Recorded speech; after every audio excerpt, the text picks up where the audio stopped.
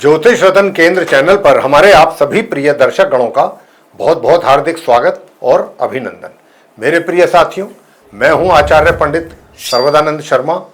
मेरी ओर से भी आप सभी को बहुत बहुत प्यार भरा नमस्कार।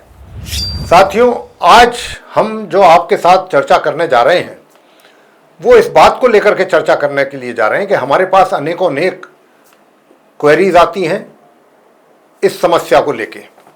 और वो समस्या क्या है? वो समस्या ये है काल्प सर्प दोष की। बहुत लोग पूछते हैं कि साहब, क्या हमारी कुंडली में काल्प सर्प दोष है? अगर है तो इसके क्या नुकसान हैं, क्या इसके फायदे हैं और इसके दोष दूर करने के फिर उपाय क्या हैं? तो साथियों, आज हम आपको काल्प सर्प दोष से संबंधित पूरी जानकारी देने जा रहे हैं। ये काल्प सर्प दोष जो है वैदिक ज्योतिष में पाया जाने वाला एक कठिन ज्योतिषीय योग है। जी हाँ, इसको काल्प सर्प दोष का तो नाम से लोग जानते हैं, लेकिन इसको कहते हैं काल्प सर्प योग। तो जो कभी कभी जीवन में विभिन्न कठिनाइयों और विफलताओं से जुड़ा होता है।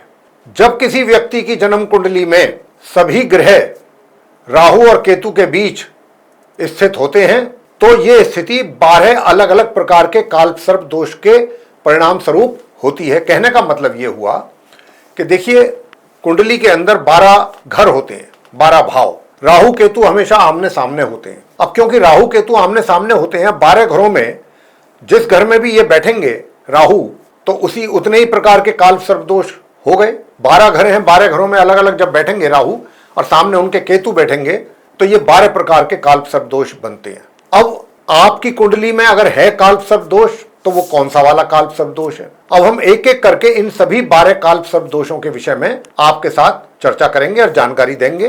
किस नाम से इनको जाना जाता है और इनके क्या दुष्प्रभाव जीवन पे व्यक्ति को देखने को मिलते हैं और क्या उसके शुभ परिणाम प्राप्त होते हैं, और वो कौन से उपाय हैं जिनको करने पर काल्प सर्प दोष के दुष्परिणामों को हम एक तरीके से उनसे मुक्ति पा सकते हैं। तो ये जो स्थिति है 12 अलग अलग प्रकार के काल्प सर्प दोष के परिणाम को लेकर के, जिनमें से प्रत्येक ग्रह जीवन के विशेष क्षेत्रों को प्रभावित करता है। जी हाँ, और क्योंकि जो भी राहु और केतु के कारण काल्प सर्प दोष का निर्माण हुआ है कुंडली में, ये बाकी जो दूसरे अन्य ग्रह हैं वो उनके बीच में आ जाते हैं, तो इसीलिए काल्प सर्प दोष का निर्माण होता है। व्यक्तिगत संबंधों और स्वास्थ्य से लेकर धन और करियर में उन्नति तक काल्प सर्प दोष के प्रकार कई क्षेत्रों में स्थिरता और संतुष्टि को भी प्रभावित कर सकते हैं। इन प्रभावों को बेहतर ढंग से समझने और उनके प्रभाव को कम करने के लिए उपचार खोजने के लिए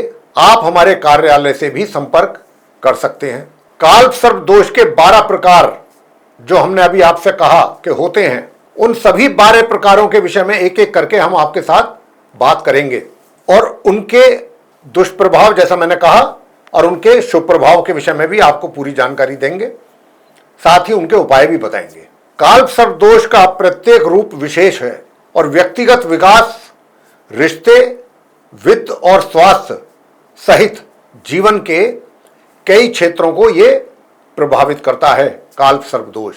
और जैसा मैंने कहा कि ये 12 प्रकार के होते हैं, एक एक करके हम सबकी व्याख्या आपके साथ करेंगे। कहीं अगर ये जिसकी हम चर्चा आपसे अब करने जा रहे हैं 10 नंबर का जो काल्प सर्प दोष होता है, इसको 10 नंबर पर लिया गया है क्रमांक अनुसार, तो कैसे इसका निर्माण होता है? कहीं यही काल्प सर्प दोष तो आपके चार्ट में नहीं है। वैसे तो हम, जैसा हमने कहा अभी कि 12 अलग अलग वीडियोस, हर प्रकार के जितने भी हैं ये काल्प सर्प दोष 12 प्रकार के, सबके लिए अलग अलग वीडियोस बना करके आपके लिए तैयार कर रहे हैं और आप उसका प्रॉपरली लाभ ले सकते हैं। तो आज जो हम चर्चा करने जा रहे हैं, ये मैंने जैसा कहा कि 10 नंबर का काल्प सर्प दोष कहलाता है, 10 नंबर पे आता है। इसका नाम है घातक काल्प सर्प दोष। जी हाँ, तो इस प्रोग्राम को आप अंत तक देखते रहिए। क्यों? वो इसलिए कि पहले तो हम आपको ये बताएंगे कि ये घातक काल्प सर्प दोष का निर्माण कुंडली में होता कैसे है। अभी हमने आपसे जो कहा कि हमारा निवेदन है कि आप अपना लगन चार्ट खोल के बैठ जाइए, तो अगर आपकी कुंडली में भी घातक काल्प सर्प दोष है तो जो हम बताने जा रहे हैं कि ये इसका निर्माण कैसे होता है, तो आपको भी पता लग जाएगा कि क्या घातक काल्प सर्प दोष ही है। तो साथियों, देखिए क्या होता है कि ये जो काल्प सर्प दोष का निर्माण होता है, ये होता है राहु और केतु के कारण कुंडली में। और अब दूसरी बात पर आते हैं कि देखिए, हमारे ज्योतिष शास्त्र में काल सर्प दोष का नाम कहीं पर नहीं मिलेगा। जी हाँ, ये तो काल्प सर्प दोष बोलने चालने में है, इसको दोष कह दिया, वरना तो इसका जो सही उच्चारण है, सही तरीके से जो इसको कहा गया है, इसको परिभाषित किया गया है, वो है काल्प सर्प योग।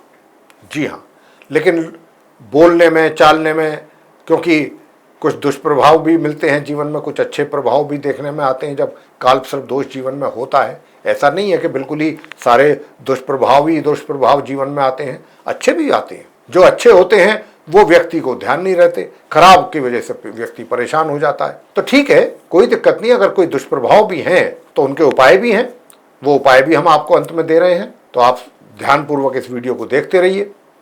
और देखिए, आपको बता दें कि जब भी काल्प सर्प दोष का निर्माण होता है, कैसे होता है।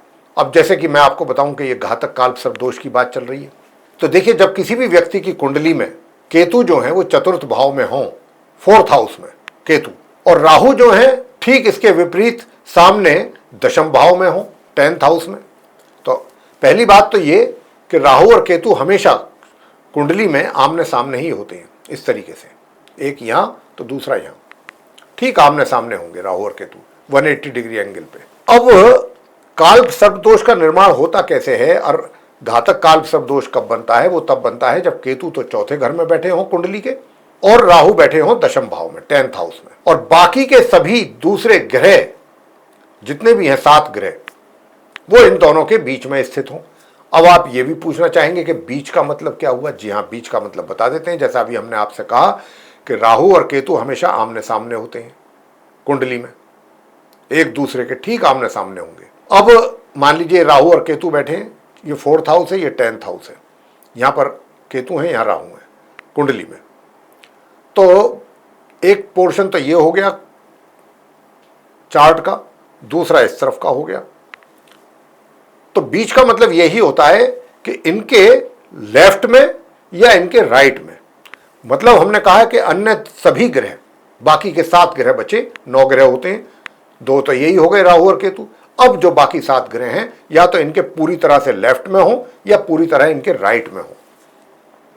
अगर उनमें से कुछ ग्रह, 1 या 2 ग्रह इधर आ जाते हैं, बाकी इधर आ जाते हैं, तो वो काल्प सर्प दोष नहीं बनता। हाँ, अगर एक आधा कोई ग्रह इधर आ जाता है, बाकी के 6 ग्रह इधर चले जाते हैं, तो फिर वो आंशिक काल्प सर्प दोष कहलाता है, आंशिक। तो यहां पर जो मैंने आपको कहा कि घातक काल्प सर्प दोष का निर्माण कैसे होता है, जब केतु चतुर्थ भाव में बैठे हों कुंडली के, और राहु दशम भाव में हो, और बाकी के ग्रह उनके या तो राइट में हो या लेफ्ट में हो, 7 के 7 ग्रह, तब ये घातक काल्प सर्प दोष का निर्माण होता है। वैसे तो योग है जैसा मैंने कहा, लेकिन बोलचाल में दोष कहने लगे लोग, तो ये दोष बन गया। तो साथियों, इस दोष के प्रभाव से व्यक्ति को किस प्रकार के प्रभाव, दुष्प्रभाव देखने में आते हैं जीवन में, तो आपके लिए हमने जो कहा था कि निवेदन हमारा आपसे यही है कि आप भी अपना लगन चार्ट खोल के बैठ जाएं। तो साथियों, अगर आपके भी कुंडली में कुछ इसी प्रकार की राहु केतु की स्थिति बन रही है और ग्रह या तो इधर हैं या सारे उधर हैं, तो फिर ये आपके चार्ट में घातक काल्प सर्प दोष बना हुआ है। अब इसके प्रभाव की चर्चा भी आपसे करेंगे। साथियों, इस दोष के प्रभाव से व्यक्ति को अपने माता पिता से मनचाहा सुख प्राप्त नहीं हो पाता है, मनचाहा सुख प्राप्त नहीं हो पाता है। कहने का अभिप्राय यह हुआ कि जब यह काल्प सर्प दोष बनता है जातक की कुंडली में, तो माता पिता से मतभेद अधिक रहते हैं, विचार मैच नहीं करते, धार्मिक कार्यों में रुचि ना के बराबर या होती नहीं है, तथा बदनामी होने की संभावना लगातार बनी रहती है। बदनामी की, कोई ना कोई आपसे कार्य ऐसा हो जाएगा या कुछ भी ऐसा कुछ कर बैठेंगे जाने अनजाने कि उससे आपको बदनामी होगी, इसकी भी संभावना ज्यादा रहती है जीवन में। घातक काल्प सर्प दोष वाले जातकों को पारिवारिक शांति, उनकी प्रतिष्ठा, रेपुटेशन के साथ साथ करियर को भी प्रभावित करता है। ये काल्प सर्प दोष करियर में भी समस्याएं पैदा करता है। पीस ऑफ माइंड वो भी डिस्टर्ब होता है, प्रतिष्ठा, आदमी की रेपुटेशन में भी कमी आती है, और करियर में भी दिक्कतें पैदा होती है। साथियों, इस दोष वाले लोगों को सामाजिक स्वीकृति मिलने में परेशानी बार बार सामने आती है व्यक्ति के। पारिवारिक झगड़े और नौकरी से संबंधित समस्याएं, जैसे मैंने कहा भी है, ये सब फेस करनी पड़ती हैं लाइफ में, इस तरीके की प्रॉब्लम्स। लेकिन अब देखिए, बात ये है, ये तो उसके हमने माइनस पॉइंट बताया, नेगेटिव रिजल्ट्स, पॉजिटिव भी होते हैं। वो कब होते हैं वो भी आप समझ लीजिए। राहु के ऐसा नहीं है कि कालसर्प दोष होने से सिर्फ और सिर्फ दुष्प्रभाव ही जीवन में आएंगे, ऐसा नहीं होता है। उसके अच्छे प्रभाव भी आते हैं, बशर्ते शर्त क्या है कि जो अब हम बताने जा रहे हैं, अगर ग्रहों की स्थिति कुछ ऐसी है। तो पहली बात तो ये कि राहु और केतु चर राशि में हो, चर या स्थिर राशि में हो। केंद्र में तो है ही है दोनों ग्रह, केंद्र के दोनों घर हैं ये चतुर्थ और दशम भाव, तो केंद्र में भी विराजमान है। दूसरी शर्त ये भी बिल्कुल सही बैठती है इस कालसर्प दोष में। अब तीसरी बात ये आती है कि जो चतुर्थ और दशम भाव के स्वामी हैं, लॉर्ड्स हैं, इन जहाँ पर चतुर्थ भाव में जो राशि पड़ी है, दशम भाव में जो राशि पड़ी है, उसके जो लॉर्ड हैं, अगर कहीं वो भी राहु के साथ बैठे हैं या केतु के साथ बैठे हैं, या उनकी दृष्टि पड़ रही है, या फिर जो इन दोनों घरों के कारक ग्रह हैं, अगर वो इनके साथ संबंध उनका बना हुआ है, युति बनी है या दृष्टि संबंध बना है, और फिर राहु या केतु की अगर जीवन में दशा आती है, तो मैं ये तो नहीं कहता कि दुष्प्रभाव नहीं मिलते हैं, लेकिन उनके बाद का जो समय होता है वो बड़ा सुखद होता है। बड़े प्यारे रिजल्ट्स आते हैं जीवन में, जिनकी कल्पना भी व्यक्ति ने नहीं की होती है। इतने प्यारे रिजल्ट्स आते हैं, एकदम यू टर्न आता है लाइफ में। तो ऐसी स्थिति बनती है। साथियों, उपाय दुष्प्रभावों के लिए तो जरूरी है, करने भी चाहिए। और वो आप घातक कालसर्प दोष के जो जातक हैं उनके लिए क्या उपाय बनता है वो हम बता रहे हैं। तो घातक कालसर्प दोष के प्रभावों को कम करने के लिए व्यक्ति को नियमित रूप से भगवान शंकर जी की पूजा करनी चाहिए। कितना सरल और आसान उपाय है। और ओम नमः शिवाय मंत्र का जाप की 1 माला या 3 माला जरूर करें। और शिवलिंग पर अगर हो सके तो पंचामृत, नहीं तो जल, शुद्ध जल तो नियमित रूप से अर्पित करेंगे तो और भी अच्छी बात है, नहीं तो सोमवार के सोमवार तो जरूर करें। तो साथियों, ये था चर्चा घातक कालसर्प दोष को लेकर के। हम आशा करते हैं ये चर्चा आपको पसंद आएगी। अगर आपको चर्चा पसंद आई है तो आप हमारे वीडियो को लाइक कर दें। चैनल अगर अभी तक आपने हमारा सब्सक्राइब नहीं किया है तो चैनल को भी सब्सक्राइब कर लें। अधिक से अधिक मात्रा में वीडियो को शेयर करें दूसरे लोगों के साथ, ताकि वे लोग भी इस जानकारी का अच्छा लाभ ले सकें। और अगर आप चाहते हैं आने वाले दिनों में जो भी वीडियोस हमारे बनेंगे एस्ट्रोलॉजी के टॉपिक पे, वे सभी एक एक करके आप तक पहुंच पाएँ और आप उनका भी लाभ ले सकें समय पर, तो फिर बेल आइकन जरूर प्रेस करें। साथियों, इसी के साथ अब इस चर्चा को यहाँ समाप्त करेंगे और अपने आप सभी प्रिय दर्शक गणों से लेंगे इजाजत। आप सभी का सहृदय बहुत बहुत धन्यवाद। जय माता दी।